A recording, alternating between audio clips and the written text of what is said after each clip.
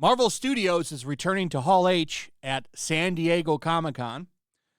They're probably going to talk about Captain America and a lot of the other stuff that they have coming out, like Agatha all along. You know, the property that everybody's excited about because that's the character that everybody has wanted to see, Franklin Richards' nanny. Thank goodness she's getting a show.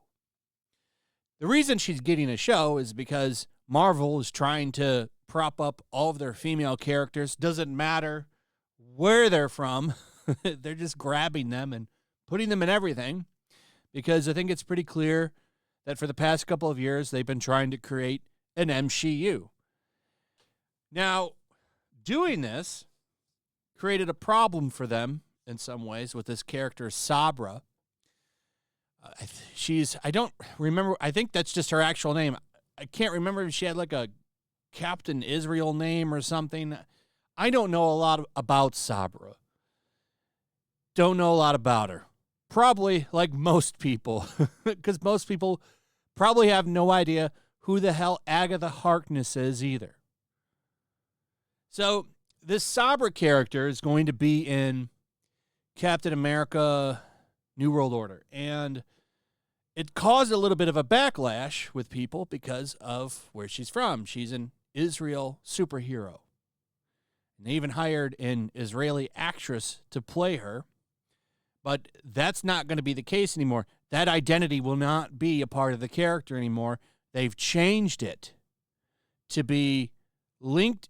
They've changed her so that she's now linked to the world of Russian intelligence. And Robert Meyer Burnett is the guy who posted this first. This is where I first saw it. And he said they wouldn't ever dare to do this to Miss Marvel. I suspected this was the case, and it's truly disgusting. I have to agree with him. I don't like it when characters are changed.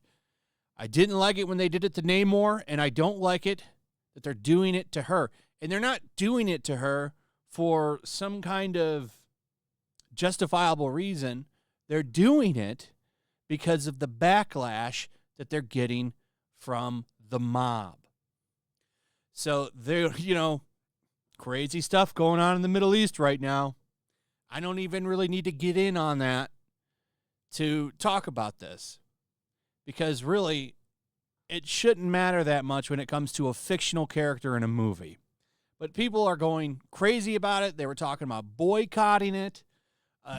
Boycotts rarely work. Really probably wouldn't have hurt the movie at all. But they decided they don't want any controversy, so they've changed it. And I don't know when this first dropped. This says July 15th. From this article, Marvel strips Jewish superhero Sabra of her Israeli identity.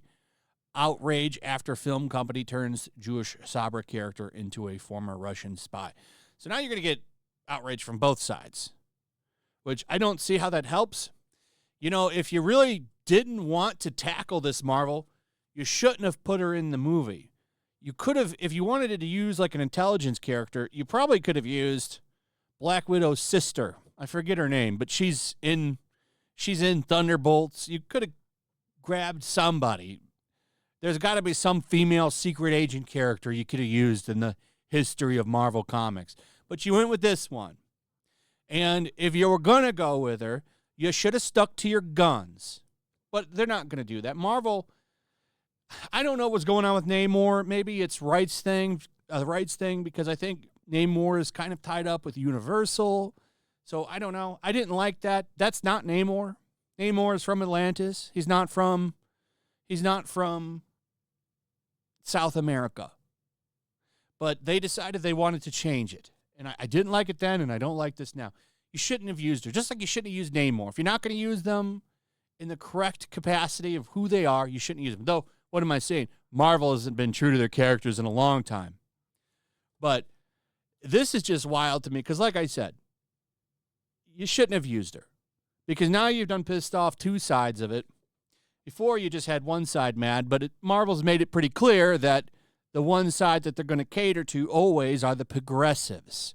So they changed her. And I don't know. I guess way back when they first announced this, they were talking about taking the character into a new approach. So maybe this was always in the works. But I have to ask, if you were going to just basically make her into a whole new character, why didn't you just make a new character? You've done it before. Maybe I'm wrong on this, but wasn't What's-His-Face from the old Marvel movies that died in the Avengers movies? And then he went to S.H.I.E.L.D., the TV show, and he was a robot. Isn't that guy a new character? Maybe I'm wrong on that. I don't remember that dude in the comics. So I just, why didn't you just make a new character? I think that would have been fine. I mean, this is basically what that is anyway. But you wanted to use the name Sabra. So you should have made her who she was in the books. But either way, this has been going on for a while. There's been big backlash to this character being involved in the movie. And I'd say big backlash. It really wasn't that big. It was just a bunch of weirdos on Twitter that are always, perpetually outraged about everything. As long as they can find a way to cry about it, they will. It doesn't really matter what it is. If the machine says be mad about it, they're mad about it. So they were, of course, mad about it. Anyway, just kind of mind-blowing. That's pretty much it. The bottom line is that to Palestinians, Marvel having an Israeli superhero whitewashes the occupation, said a publisher of This Week in Palestine, a magazine about Palestinian issues, said at the time. So, I don't know what's going on over there at Disney Marvel. Why even touch this? Like I said, it's wild to me. Also, I wanted to talk about this real quick. So, yesterday, and I got excited about this. It was announced because of some internal employee. They shot out an email saying that Microsoft was laying off a DEI team and that Microsoft no longer considers DEI business critical. And at first I was like, cool, that means maybe they're going to go back to, putting entertainment first over at their Xbox division and other areas of the company. And then I looked into it a little bit more.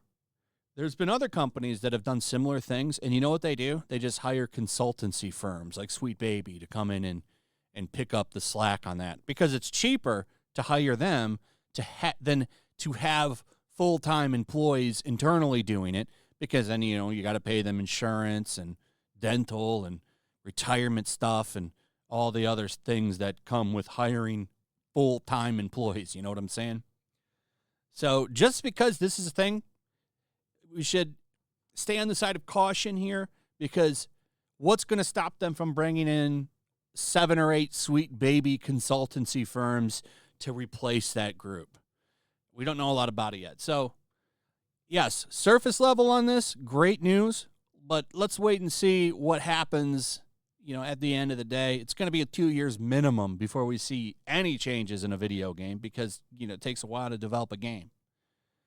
But that's pretty much it. Let me know what you guys think about all of this in the comments. Also, if you would, please like, subscribe, share the video, hit that notification bell, and we'll see you on the next one. Peace.